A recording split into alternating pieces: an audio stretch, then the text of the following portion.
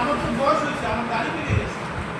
এই বিএনপি সরকার, বাংলাদেশ জাতীয়তাবাদী দল যখনই সরকার গঠন করে তখনই দেশের উন্নয়ন হয়েছে।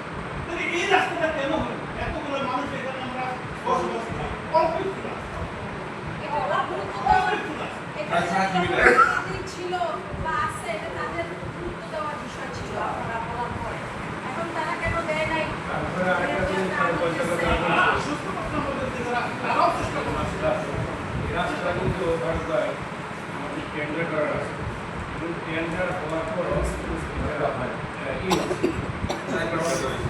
টেন্ডার হওয়ার পর খরচ হয়েছে, হওয়ার পরও এই রাস্তা এই টেন্ডারের আছে এই রাস্তা টেন্ডার হয়েছে, এটার একটা খরচ হয়েছে, সব হয়েছে।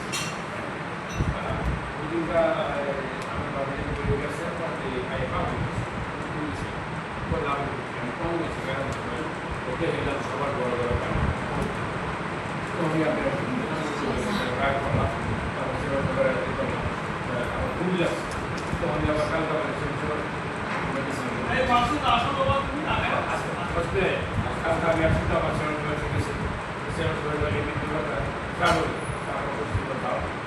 কি বলার শুনছিল, তারপরে রাস্তা সপ্তাহ এলাকার লোক আমরা সবাই আত্মসচেতন, বড় করে রাস্তা যদি একটা লোক মারা যায় রাস্তায় মানুষ বলছিল সেটা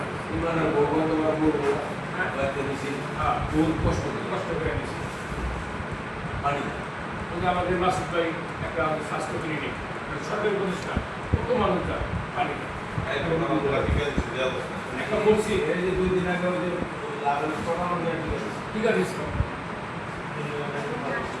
তারপরে একটা মসজিদ, এত বড় মসজিদ আমরা করছি, এই মসজিদের